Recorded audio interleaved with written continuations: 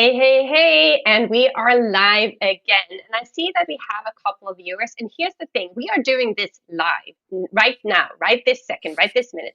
So if you're here with us, let us know in the chat where you are calling in from or watching from, because we are streaming this to Facebook, to LinkedIn, and to YouTube, because why go small when you can go big, right? So my name is Jesslyn Warner, if you see me for the very first time.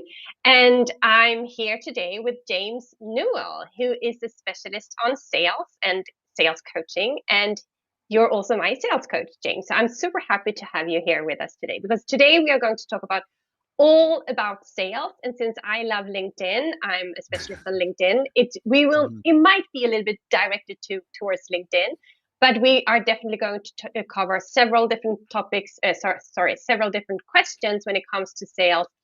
And so add your questions that you have around sales, pricing, whatever it might be, LinkedIn, add them in the chat and we will be able to get to them. So James, give us a little bit of an introduction of who you are and what it is that you do. Oh, okay. So my name is James Newell. My company is called Clear Sales Message. And essentially, I teach people how to sell. And for me, selling comes in two parts. It starts with being able to articulate exactly what you're offering somebody, which I call a clear sales message. It sounds really flippant, but if you've ever had that difficulty of knowing what to say to sell, then you know what that's about. And then secondly, which is probably more what we're going to be talking about here, is selling confidence. So knowing actually how to behave, for want of a better word, in a selling scenario, what to do. And for me, once you've got clarity of message, confidence of delivery, that leads to conversion. So I teach people how to sell in a nutshell. And you do it very well too. So I try. how many recommendations do you have on LinkedIn at the moment? Yes, I'm quite known for this. I was obsessed with LinkedIn recommendations when I started my business, and like you, I kind of live on LinkedIn as well. It's a bit sad, really, for people that aren't that close to LinkedIn. They just don't really get it. But for people in LinkedIn, like, oh, this is exciting. But at the time of this, I probably got about 553, I guess, 52 LinkedIn recommendations. So I've got quite a lot. Exactly, which in itself is a huge achievement. And in addition to that, you also have a daily podcast, because why have a weekly show or a weekly podcast when you can have a daily sales message podcast? And I know you stream it to LinkedIn or you share it on LinkedIn, but people can also grab it on your homepage. So if you quickly just want to share that, James, we will do that at the end too. But if someone is watching now and they're like, oh, I need to leave, but I would love to hear what Sure, no problem. So I didn't know if you want me to type that down or speak. You probably want me to speak it to you, don't you? There we go. So yes. I don't know if we can share the chat. I'm so experienced with lives. It's great. So yeah, my podcast is called The Daily Sales Message. So you can find it at dailysalesmessage.com. There's about 630 or so episodes there. Currently it's on YouTube, Spotify, a few different places. And it's funny because when you ask me to explain what I do, I try not to drift into my introduction to my podcast, which is exactly, hi, I'm James and I teach people. I try very much not to do that. And the same with a Zoom call. When I end a Zoom call, I try not to ask people to hit the like button or subscribe, because it's so ingrained. If I'm sat in front of my monitor, I'm probably recording a podcast. Exactly. So we have one LinkedIn user here who says, unfortunately, they can't hear anything. But we That's have exciting. more viewers. So I hope that the rest of you can hear. And for you who can't hear anything, let me see if I can put this back again, because we don't need to have that up all the time. Oh, yeah. If we have more viewers who can hear, give us a thumbs up, or that you're hearing us, because that would be so weird if we would be sitting here speaking for 30 or so minutes, but people can't hear us. So if you hear us, give us a thumbs up. That would be amazing. And if you don't hear us, you don't know what we just said. Then maybe say that too. Okay. So maybe let's dive straight into, because I got a few questions before this session, actually. Cool. So let's dive into the first one. Niching down, the big question. Go broad or go niche down? What is your view? And I will also add my view to it. My take on niching down is very different. So I'm all for niching down, but I think you have to go broad first of all to then find your niche. I think it's very difficult for you to become an extremely specific provider or specialist in some area. You have to be broad first and then to niche down. And if you forget the word niche or niche, forget that word in particular and just focus on the word connection, because that's what it's actually about. So if I'm talking to somebody and I can say, yes, I help people who run LinkedIn Lives and have difficulty with their audio, that's a really specific thing I'm talking about. And you're going to connect with me on that basis. That's all it's about. So niche for some people, it feels like we're walking away from lots of opportunity, because if I niche down, not everybody can buy from me. But actually, it's what you want to do, because you're walking to the people that can buy from you. It's essentially part of the qualification process. So I'm all for niching down. I just don't call it niching. I absolutely agree. And Norbert, who got confirmed here that he can hear and he has his AirPods charged, so that is amazing Perfect. too. Thank you, and so glad to have you here, Norbert. And if I'm looking at niching down, and I know you love this too, and I mean it's part of your messaging, right? It's like if we don't niche down, if we try to speak to everyone, we won't be speaking to anyone, because they will feel as if, when I say something that will just, if I try to speak to everyone, that would just go by them, and they will not understand what it is that I'm saying, or they will think, yeah, that doesn't refer to me, that doesn't impact Mm, me. If I tell exactly the same story, but maybe I refer to my banking past, or something else that had happened, or maybe referring to my kids, or whatever it might be, I'm targeting down on those people who really feel that, oh, this really relates to me. I feel as if I mm. know what Josephine is speaking about, or James is speaking about, because they talk about what it is that I'm doing, and how I feel. And I think that is so important. If you think But about it in a people funny need, way, yeah. sorry, Uh-huh. I get all excited. I interrupt people. If you think about it in a funny way, it's kind of like SEO, search engine optimization, and keywords.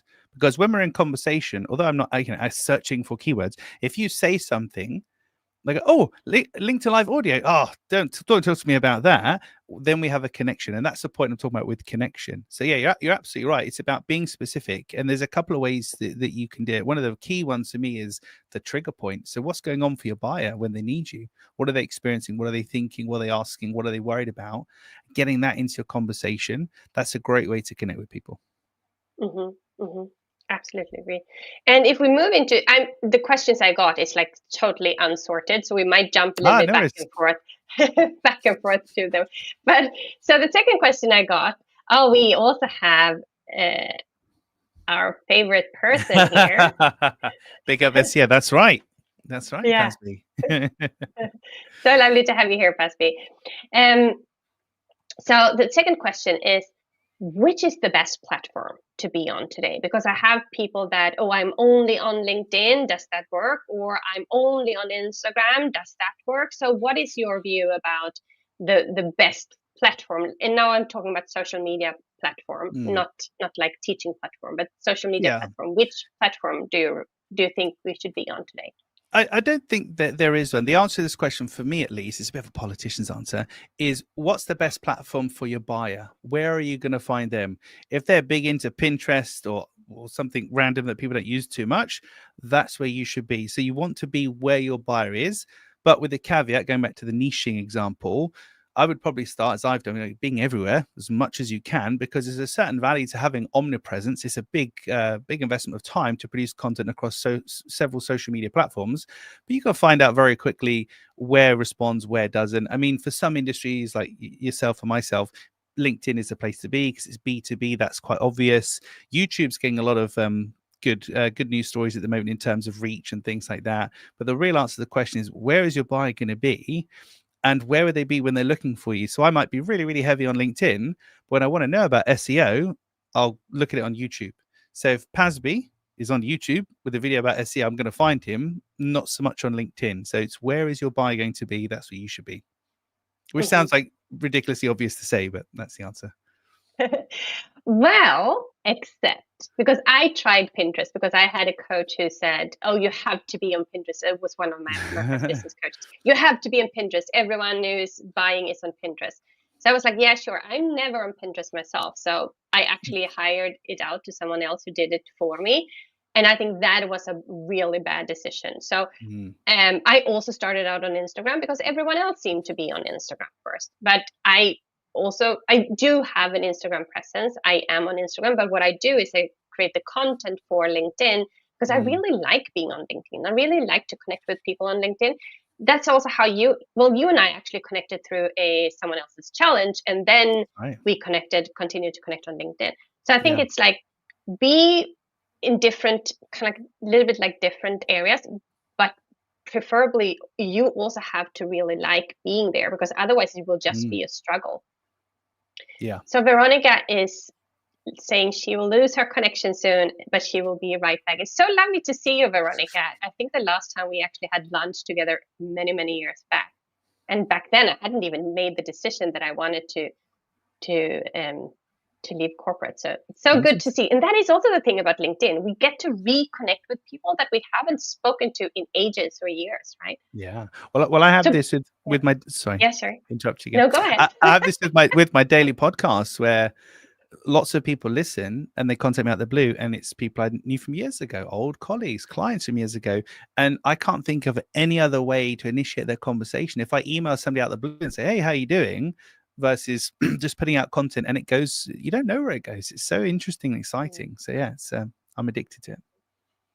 We have Gabriela here who says she's only active on LinkedIn, and that absolutely works too. I have a Yeah. client. She doesn't have a Facebook. She doesn't have a Instagram, and she posts Monday, Wednesday, Friday, Monday, Wednesday, Friday, and it works really, really well for her. So you don't have to be everywhere and anywhere, but there is a risk of not being. And the reason why, by the way, why I started to build up my YouTube channel is also to have somewhere to send people to have a resource like place of resources for them. And I know with your podcast, James, you just shared it with me before that you have it on Spotify and you have it on YouTube, so that people can actually go to the place where either whether they want to listen to the podcast or whether they want to watch you speaking instead. And I look exactly like I do here. It's really weird. It's just no, like no change there. So it looks like I don't know if it's the same LinkedIn user, but also found LinkedIn to be the best forum for work. So it's good. It's a Good business there. networking platform, isn't it? It absolutely is. So keep the questions coming, keep the comments coming, even if you would watch this show or this live after we have closed it down, because then James and I will be able to pick up on those chats later down too. So let's go into a little bit more like sales points. These are also important sales points, but what if someone says it's too expensive or it's too cheap? That's also happened. So how do you react to that? Well, you have to remember that expensive or cheap is a relative concept. So for the same thing could be cheap for somebody and expensive for somebody else. So I would generally respond with one of the best questions I've ever come across in sales, which is, what makes you say that? So thanks for sharing that with me, Josephine. What makes you say that? And what I'm doing there is trying to find out your reference point, because something is expensive or cheap because you're comparing it to something else. So if I understand what you're comparing it to, then I know whether it is or not, whether I agree with you, and then what to do about it, because expensive and cheap is an opinion, essentially. So what makes you say that is my first port of call, and then we can move the conversation forward. Straight to the point, short and sweet. But what if someone, because I've exactly that's short and sweet, and you really rehearsed this with your 2-minute podcast too, Joe. Well, but it's this is the trouble. Everything I say is a soundbite now. I'm really sorry. I'm actually here, I promise, but it sounds a bit soundbitey. So sorry. Exactly. But maybe the first time that you hear it, you may feel like, yeah. So I actually got someone. I had this is some years ago, but I had a face-to-face meeting with someone, and I explained my offer to this person, and then he took like, oh, is that what is that the investment? And I was like, yeah, that's it. That's what it. That's the investment of it. And it turns out that he wanted to say he thinks it's too cheap, right? And I had already started to defend my pricing. So I think also to not, jump to conclusions and start explaining ourselves. And that, I think that goes into any objection really, because even if they say, how big is the cohort or whatever, they might think that I want to have a big cohort. I want to be with many people, or they want to have a very intimate cohort. So you never really know what really goes on. So the question about what makes you say that is real, like, I think in general, a really good objection meeting question. Yeah, it's also good for relationships. To be honest with you, outside of business, it's great. But when somebody says that to you, you're absolutely right. Not to jump to conclusions, because you could become really defensive. And I've had clients and people I know literally then go, oh well, we could do a discount, we throw this in. He's already thinking it's cheap, and now you're Hmm. knocking the price even further. And for me, price is confidence in numbers. So what you've priced yourself at, it kind of reflects your confidence in what you're offering. So if it is low, and when I say low, kind of relative to the marketplace, it can be really off-putting. Hmm. Hmm. Exactly. Your pricing is your positioning. So we have got a few comments here. I'll start from the top and go down. So we have from Ulrike who says, I once hired someone to do Pinterest for me, but didn't work out the way I hoped. Same thing with me. Mm. Before that, I managed it myself and even had one post go viral. Now I focus more on LinkedIn. I have to say it's so much more fun and engaging. Plus, I have two YouTube channels. You definitely go Wow. broad, Ulrike. Yeah.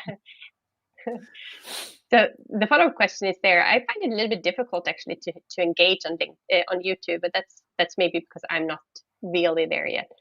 Mm. Then we have Kitty says, "Great response. What makes you say that?" Thank you. Yeah, jot And that one then down. Honestly, lifesaver. exactly, going to take note of that one. And then we have my friend Dr. Hind, who says, "So good to catch up with you live here today. So lovely to see you here too." And then we have Pasby, who comments, "You do wonder if something is too cheap, if the quality is good." Mm. Absolutely. You start questioning things there. So this then goes a little bit like in the same direction. I think it's the fear about selling in general, to put Mm. yourself out there, to do your services, and then someone comes back and says, I want a refund. How Okay. would you, and this question is, what if someone wants a refund? That is a question before you have even sold anything. It's like it's a Oh, fear okay. that holds you back. So the Yeah. question has been asked even before the person has sold their offer. So how would you meet that, James? So just so I've got this straight. So this is from the point of view of a seller before they've sold their offering. They're trying to anticipate what if somebody asks for a refund. That's Exactly. what you say. Okay, perfect. Yeah. Well, there's a couple of things you can do to kind of mitigate that. One of the first ones for me is actually when you're speaking with your buyer, if you can speak with your buyer, is to ask them what success looks like, which is essentially saying, how are you going to be judging this? Because if I see what does success look like to you, Josephine, blah, blah, blah, and what makes you say that, blah, blah, blah. And then I understand you want a small cohort. You definitely want to hear me on the LinkedIn Live and something else. If we get to the end of the project and I've delivered all of those three things, and then you ask for a refund, it sounds really harsh. I can use it against you, but I can use it again. You said, well, I'm really confused here, Josephine, because these are three things you said you wanted and we've delivered them. So please, can you elaborate on that? So that's the first thing, is just being sure of how you're being judged on that. What does success look like to you? The second one for me is in some kind of risk limiter or risk mitigator. So yes, for some people, offering a money back guarantee is kind of their classic thing that's done. But I found from my experience that people want results. They don't want refunds. So they don't actually want their money back. They want you to do what you were supposed to do in the first place effectively. So I generally work with my clients on an until basis. I kind of joke with them, say they're stuck with me until they're happy. But I really mean that, because they paid me for a result. So even if there was any issue and I gave them their money back, I haven't really done my job, haven't they? Still wouldn't be happy. So for me, an until guarantee where they're stuck with me works very well. But starting out with, how are you judging this? What does success look like to you? Is a great way just to avoid it in the first place. On the flip side, if you're selling to somebody and they ask you about the refund policy, for me, that's a huge red flag from the beginning, because they're already considering buying and then canceling or leaving. So I have this great phrase with my clients and students that not all buyers are created equal. So if somebody's asking me about refund policies from the get go, it's a bit of a red flag for me, to be honest. I absolutely agree, because then they show that, well, I can try it for 2 weeks, and then you and I do online teaching, and we do Mm. live teaching too. So it's a lot of people have access to our content immediately the second they get Yeah. into our programs, and then also with our time, right? So Pasby actually does a good comment here too, and you're adding that too, James. But regarding fee refunds, what does the contract say, right? So we can always add that into our contracts. But I think in Mm. terms of in the online business, when you're giving someone access to something immediately, you don't have to give any refunds. But check out your what your contract says, and if you're uncertain, to talk to a lawyer, because I am not in legal advice here. But that is really, and don't be afraid of people asking for refund. Like if like James says, if they ask for it beforehand, then I would probably say, I don't think this is for you. If Yeah. your mind is already at a refund, then we are not a good match. However, if someone joins your program and they goes through the program and then they get, I don't know, buyer's remorse or whatever, then you can have that discussion then, and you're a lesson richer too, right? Mm. So that is a good thing. Yeah, James. One thing I would say is you also know, I was talking to my wife about this the other week, you also know if you haven't really done the right thing for somebody and you haven't given them what they've paid you for, excuse me, you kind of know. And if that's the case, then you should just confront the situation, have the conversation with them. What I don't like is when you have people who don't really deliver anything. They do have a refund policy, but there's so many clauses in it, it's not worth the paper it's written on. You just feel taken advantage of. As long as you just look after people, do the right thing, and just communicate really well, you're not going to go far wrong. Mm-hmm. So Dr. Hind actually says, excellent, I like that approach, and it doesn't happen often anyway. Yeah, exactly. Exactly. So we have from Kitty confirms there should be a contract in place. Also, yeah, and the terms and conditions. So I usually run with terms and conditions and seldom with contracts, but rather terms and conditions. So we have Ulrike asking the question, what does selling mean to you? How would you explain the way you approach selling to someone else?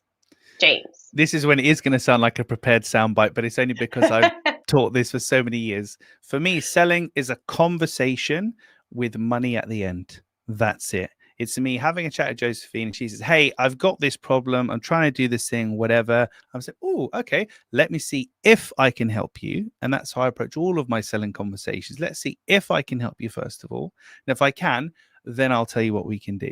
So it's just a conversation with money at the end, but it's the money piece that really gets people kind of strung out. So I used to do a lot of kind of in-person lectures at the Mayor of London's office. And one of the things I would often say is I was offered a coffee when I came into the lecture all this afternoon.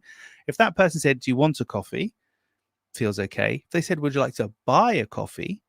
They'd feel very differently. The only difference is money. So a conversation with money at the end. And if we can deal with our hangups about money and talking about the price and all this kind of stuff, it gets a whole lot easier.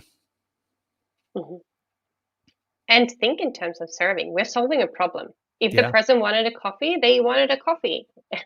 But maybe they didn't want the coffee as bad as they were willing to pay for it too, right? So it's like, how bad do they want to solve their problem? How bad do they want to have that coffee? Coffee, sorry. I'm reading. I'm reading the comments at the same time. Yeah, good luck with that. I'll talk while you read. It's fine. Not so good at multitasking here. Okay, yeah, sorry, Joe. Continue, and I will stay focused on you now. That's all right. I'm just going to keep my train of thought now. So yeah, selling as a conversation with money at the end. But that's the point I was going to make. But yeah, actively turning people away is actually the sign that you're really good at selling, as ridiculous as that is. So this week I actually turned somebody away. He said, I'm trying to decide between this person and this person. And I said, well, tell me where you're at. And blah, blah. I said, well, actually, that person, you need them before you need me. You may never need me. I would suggest you go with them. I actually know them. They're very nice. There you go. I kind of joked on the call and said, I could have just lied to you, couldn't I? And just said, oh, you need me and you should come work with me. But I think a genuine selling, doing a great job, just knowing when you're not a good fit and you're not just saying yes just because you want the deal and to take the money, because not nearly always, it will always come back to haunt you and you'll have issues if you do that. So you've always got to put the buyer front and center. Mm-hmm. Mm-hmm. So we have Ulrike who confirms that she needs to write it down. Selling is a conversation with money at the end. Love it. Very good. And then I will actually move into my I think it's probably not the last question, but it's a question. The last question I got before we actually started today's session. If you have more questions, make sure you add them in the chat. I really love the comments that are going. So add your questions in the chat, even though I'm lousy at reading comments and talking at the same time. We'll get them eventually we'll get them. Exactly, we'll get to them. Okay, so when you launch an offer for the very first time, or and you're checking a little bit like maybe what you've done before, but if you've never done anything before, if this is your very, very first offer, and you might have come from corporate, or in your case, you came from selling cars, right? Selling cars, and all of a sudden you're supposed to sell your own services. So if we start there, someone who's just starting out, and then we can move into little bit like more pricing details later. But how do you think someone should think in terms of moving from a corporate career into selling their services? How should they think around pricing? We talk pricing now. Well, this is an interesting thing, and it took me, and it's very difficult. Nobody believes me, but this is about 7 years ago now. But I was terrified. I was great at selling when I worked for Daimler and Mercedes-Benz, but selling for myself and have my own business, I was terrified, and I undercharged like everybody else. And I often joke with my clients and students that I can teach you all the things to do because I've made all of the mistakes. I'm just telling you what not to do. But what you have to be really careful of is, as an employee, you're paid a certain amount. It's nowhere near what you're truly worth because they have other costs. You're a cost to them, right? So they have other costs and benefits and other things. And there we go. So that's why lots of people can go from having a job to being a consultant and making so much more money because they're actually getting paid what they're truly worth. It's just they're not part of a commoditized business. So once you can kind of break that, and it takes a long time to break that mindset, if you've been employed for any period of time, you then have to think about what's the true value of what you do. Don't sell your time. Don't sell. I always have this phrase, itemization leads to commoditization. So if I said to you, it takes me 3 hours to create a clear sales message and I'll charge you £3,000, you think, oh my God, £1,000 now, that's incredible. I don't know. And we'll end up having a conversation about that. Whereas if I say, I'll make you a clear sales message, it's £15,000, but I don't tell you how long it takes me. You just make a decision based on what I'm going to charge you, what it's worth. And what it's worth is one of the hardest things to quantify. What's the ROI, the return on investment? Not everything is that lovely, simple online, well, if you give us £1, we'll give you £3 back. Not all businesses have the luxury of that. But there's about 20 different ways you can justify the price of somebody and articulate return on investment. And that's where I place my focus, from saving time to creating opportunities to all sorts of different things. And then you can ask them and say, look, if you could get this done and save 3 weeks worth of time, what's that worth to you? And if they say it's worth 20,000 to them, and you're sat there in your head thinking, I was going to charge them £1,000 for this, maybe you should charge them more because it needs to reflect the value that you're delivering to them. And this is why people fall into this undercharging thing, because we're just so ingrained as employees. And I knew only too well, I actually paid somebody to help me increase my charges and get over the psychology of this in the early days because it was such a stumbling block for me. That's a really long answer to a simple question. There you go. And I probably forgot all my thoughts. No. I absolutely love this. And, when I was in your program, I think this was one of my bigger light bulb moments, because what I had done, and I share that mistake so many, like every time someone wants to listen to me, I share about that mistake. It was about, I never gave myself or my business the chance to actually scale because I was creating new offers all the time. And what happens then when you launch new offers, you will, like I became a specialist on launching new offers and getting people to join those new offers, selling those offers. But I never gave myself or the clients actually the time to show, the compound effect of what we were doing. Yeah. And that was the thing that you said in one of our, earlier meetings. It's like, yeah, but if you look at what they're getting from you, from being in your program in rather a long-term perspective, what happens then, right? And that is what I see now that I run my LinkedIn program for over a year. And I see, those clients who joined a year ago, I see where they are today. And that is a huge difference compared to where they were when we started. And I didn't have that, I didn't have that data before because I never even thought in those terms. I was just thinking, yeah, but my program is 6 weeks or 8 weeks or 3 months or whatever it was. So how can I then show, the takeaway for them or the result? Well, you can't, because most things actually happens afterwards. So I think that was a huge learning for me too. Yeah, the long tail of return on investment is absolutely true. Exactly. We tend to think in short-term scales because, again, we kind of feel this pressure to, well, if you buy it this week, next week, you're going to get all of your money back. We feel this pressure to have this immediate thing that happen. Whereas if you can just own it and say, look, it's going to take about 6 months for you to see the benefit of this, but this is what should happen for you, and this is what's happened for other people, they'll accept it and agree with it. But there is this strange pressure to not charge too much money, make sure there's an instant result, and it's just not appropriate for most people. And this is where you get into this kind of accidental mis-selling, where kind of I've told you things that you wanted to hear, didn't mean to lie to you, but I kind of did. And it gets very, very messy. So people, people are, I didn't fall into that trap, thank God, but I know people who have. So yeah, being just candid with people and realistic is important. But getting them, so in the same way, how are you judging success? What makes you say that? Ask them what it's worth to them. Obviously, we can't do it in so many words, but there's ways we can say, you know, so if you save this time, if you do this, if you do that, what could that be worth to you? What are you spending on this at the moment? Blah, blah, blah. We can get from them approximately what the financial value is rather than us Mm-hmm. guesstimating what it is. Mm-hmm.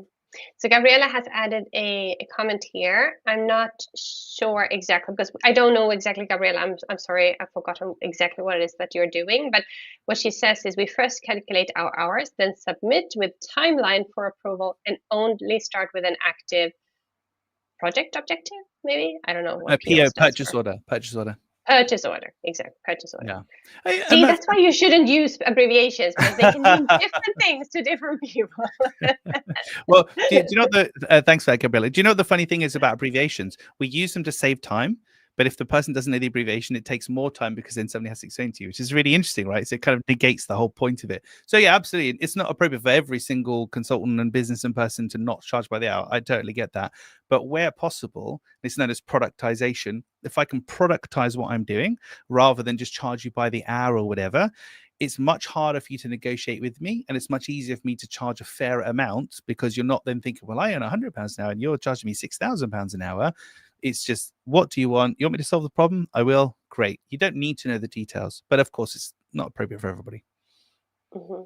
And you've learned something there, Josephine. PO is purchase order. Could also be program objective, though. It could so, be. Gabriella just kindly added that she's in business consultant. So thank you so much for that. Is there anything? My questions are done. What is like the most common question you get, James? Would you say? Oh, what's the most common question I get? Oh, there's so many of them.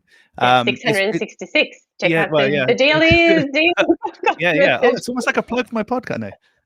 I get asked lots and lots of questions from like how do you start a selling conversation? How do you close somebody? How do you justify the price? How do you differentiate? How do you get more comfortable talking about money? There's lots and lots of things. The main things that I generally come back to for people are messaging based mostly, which is know the trigger point of your buyer. So know what motivates them to act. So I have a house, so I've got plumbing and toilets, baths, etc., etc. So I'm the ideal client for a plumber, but it's not until something breaks or I want to upgrade something that I'm going to move. So what does the trigger point look like for your buyer, for you? It doesn't have to be as urgent as a leaking tap, but know what makes people move. If you can find them in groups, even better. So rather than finding people one by one, can you find people in groups? That makes it much, much easier. For me, I get a lot of business from web agencies and branding agencies. So people go to the web or branding agency, say, can you make us a website or a brand? Yes, we can, but your messaging needs help. You should go to James. So I've kind of got these referral partnerships set up. Just trying to think now. There's so many. There's literally like over 600 different things I could tell you. Naming everything is another good one. And it starts with being able to articulate the problem that you solve. So imagine if I said, now don't feel pressure to do this, but to the people watching this, if I said, great, pop in the chat, what's the problem that you solve? Just recognize how difficult that might be for you to do. So articulating the problem that you solve, first of all, or might be more than one.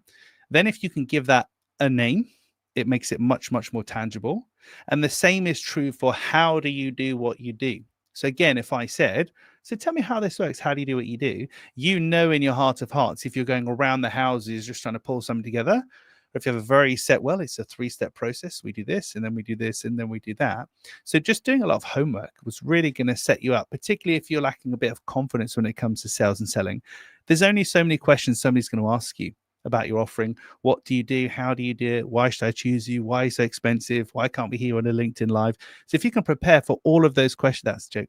If you can prepare for all of those questions, and then you'll get really comfortable, and then you'll give people the impression, it sounds really insulting, but you'll give people the impression you know what you're talking about. Because I don't doubt that the people on this listening and watching to this know what they're doing. You should do because you're in business and you're doing what you're doing. But do you sound like you know what you're talking about? That's an entirely different skill. And that's really what all my work kind of leads to. But yeah, there's lots there. This is why I have a daily podcast because I don't shut up, basically. But there's lots there. Exactly. Exactly. And there is so many things to unpack here. But when I There started are. out, what I did too was I actually referred like really hot prospects to someone else because I didn't dare to step up. I Yeah. was like, oh, you should go to someone else for leadership coaching, or you should go to someone else for Mm, this or that. So I think it's also a piece about stepping up and, as you said, really owning it, really like doing it. And I think that too, when we dare to step up, when we dare to put our offers out there, and we help our clients get results, that boosts our confidence too. So yeah. until then, it's just a bad, I don't know, how do you say it, like vibe or bad thing if we don't step up, right? Yeah. So And people starting can, there, sorry, yeah, and also sorry. don't interrupt people. It's really bad. Um, and so, but people can feel how you are. So there's something called emotional contagion, and some people have this more than others.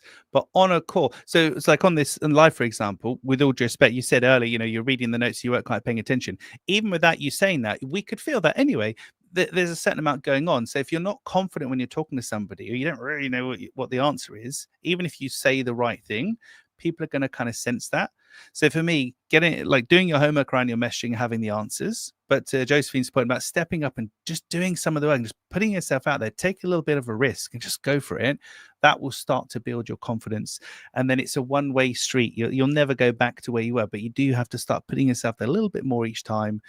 And then before you know it, you have a daily podcast and you don't shut up. I was paying attention though. I just want to say I'm, that I just I'm can't joking. multitask. I'm joking, but it's a great example of Yeah. like we can feel it, right? You can feel it. And I'm not being rude when I say, I'm just saying we can feel it. It's like if you've had a call with somebody. So I spoke to that James, sounded okay. Just, I don't know, I don't trust him, just didn't feel right. People make judgments based on your energy. So if for me, if you 100%. know what you're going to say and your answers are already kind of well rehearsed, so selling is a conversation with money at the end. I don't know if you saw me, but as soon as that question came up, I kind of smiled. I'm thinking, I'm ready for this. This is great. Imagine if this was a sales call and I'm ready with a well rehearsed answer. I know exactly what I'm doing. I've got maximum confidence in that. You'll feel it. And that's what I need you to feel to have any faith and want to buy from And me. and now I interrupted you quickly because you That's right. can't get I know you're there live, if so you it's fine. never because you can't get there if you never try it, right? We Yeah. have to try it. We have to get those objections. We have to maybe refer someone to someone else and they come back to us and say, you know what, I actually wanted to work with you. Okay, yeah, let's Mm. get on a call then. So we have to go through the process, but then of course there are steps and things that we can do to minimize. We don't have to do the full round of, I don't know, selling 5 million cars and whatever, right? But we can actually shorten the path when we seek out someone who has done it before us. So Yes.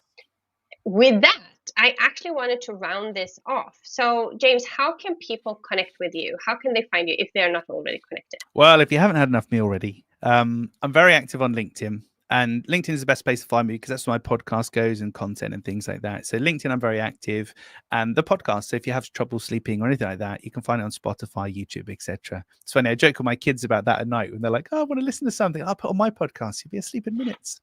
But yeah, LinkedIn's the best place. I share as much as I can that's actionable and free. Very good. And you find me on LinkedIn too, and on YouTube, Josephine Warner. And I have a free masterclass coming up called the LinkedIn Clarity Masterclass. I don't think I've added the link yet, so I will add the link underneath here so that you can grab it if you want to get my framework, my 5-step framework, to my LinkedIn Clarity or LinkedIn Success framework. So I will add that. And next week, I don't really have a topic, but since I was assigned or I was announced to be the #1 LinkedIn growth expert in Switzerland on LinkedIn, so it's very narrow, talking about niching down, right? But number one, A win is a number win. one, a win is a win, is a win. So I was thinking that, and I'm not the biggest I don't have the biggest following. I don't have the biggest connections, number of connections. But I think it's due to my LinkedIn Clarity framework, and it's all about engaging with people, connecting with people, inspiring people, sharing Mm. content regularly. So I was thinking that maybe I wanted to do something around that for the next week's live. I haven't decided yet. So if there are any ideas that what you want to hear next week, If that resonates or if you want to hear something else, make sure you add that underneath too. And then now we have a late joining here. And we have Nicholas who joins here a little bit late. So Nicholas, we're actually closing it down, but so lovely to have you here. Yeah, thank you for coming. And if you want to see this discussion that we just had, go back and rewatch from the beginning, because James and I have dropped some truth bombs here. So make sure you watch that. And thank you all so much for being here with us today. And thank you, James, for being a guest on Always a my pleasure. weekly show. So Always a pleasure. thank you Thank all. you. Bye. Bye bye. Thank you all.